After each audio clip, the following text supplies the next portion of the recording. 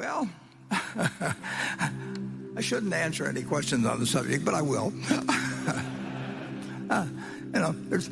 There's all kinds of people watching this that are long Bitcoin, and there's nobody that's short, and nobody wants their windpipe stepped on. I don't blame them. I don't like people who step on my windpipe. But I would say this, that if the people in this room owned all of the farmland in the United States, and you offered me a 1% interest in it, and you said, for a 1% interest in all the farmland in the United States, pay our group, let's see, 10 million, pay us this bargain price, $25 billion. I'll write you a check this afternoon, $25 billion, now I own 1% of the farmland. If you tell me you own 1% of the apartment houses in the United States, and you offer me a 1% interest, so I'll have a 1% interest in all the apartment houses in the country, and you want whatever it may be for it, then call it another $25 billion or something. I'll write you a check. It's very simple.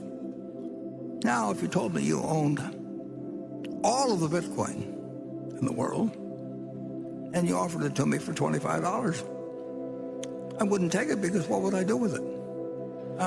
I have to sell it back to you one way or another. I mean, maybe I have the same people, but it isn't going to do anything. The apartments are going to produce rental, and the farms are going to produce food. And if I've got all the Bitcoin, I'm back where whatever his name was, who may or may not have existed, was 15 years ago. If I've got it all, he could create a mystery about it. But everybody knows what I'm like. I mean, so if I'm trying to get rid of it, people will say, well, why should I buy some Bitcoin from you? I mean, why don't you call it Buffett coin? Make your own or something. What? Do something. But I'm not going to give you anything for it. And you'd be right, incidentally. But that explains the difference between productive assets and something that depends on the next guy paying you more than the last guy got. Now, net, if you look at it, a lot of commissions have been paid, and there's all kinds of frictional costs that are very real that somebody has paid to a bunch of people who facilitate this game. But whatever one group of the public has taken out, or one group of owners, has come in from other people. I mean, other people have entered the room and they've moved money around, but no money there's no more money in the room. It just changed hands with a lot of maybe fraud and costs involved, and a whole bunch of things you lose. You forget the numbers or forget the equation. You can do that with a lot of things. I mean, it's been done throughout history. Certain things have value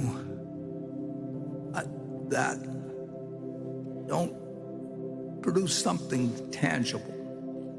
I mean, you can say a great painting, probably will have some value 500 years from now. May not, but the odds are pretty good that if it was a big enough name, at some point, there will be a few things. I mean, you can find something. If somebody wants to sell you a pyramid or something, and you can charge the viewers, or it'll be around a long time and won't produce anything. But people will find it interesting to go there because I've read about the pyramids. But basically, assets to have value, they have to deliver something to somebody, and there's only one currency that's acceptable in the United States. I mean, you can come up with all kinds of things. We can put out Berkshire coins, or we can put up Berkshire money or anything like that. But we get in trouble, I guess, if we call it money. But in the end, this is money, and there's no reason in the world why the United States government, whose currency people prefer, there's just under 2.3 trillion just of these little pieces of paper floating around some places, 7,000 for every man, woman, and child in the United States, and of course most of them probably aren't in the United States. Who knows? But this is the only thing that's money. And anybody that thinks the United States is going to change to where they let Berkshire money replace theirs, is out of their mind. I mean, so anyway, with those few deficiencies, you can, whether it goes up or down in the next year or 5 years, 10 years, I don't know. But the one thing I'm pretty sure of is that it doesn't multiply, it doesn't produce anything. It's got a magic to it, and people have attached magics to lots of things. I mean, the gold on Wall Street, create magic. We are not an insurance company; we're a tech company. Well, they're an insurance company, but a dozen people or so have raised a lot of money. They just say, just don't pay any attention to the fact that we sell insurance. We are a tech company. Well, in the end, they wrote insurance, and overwhelmingly, they've lost a lot.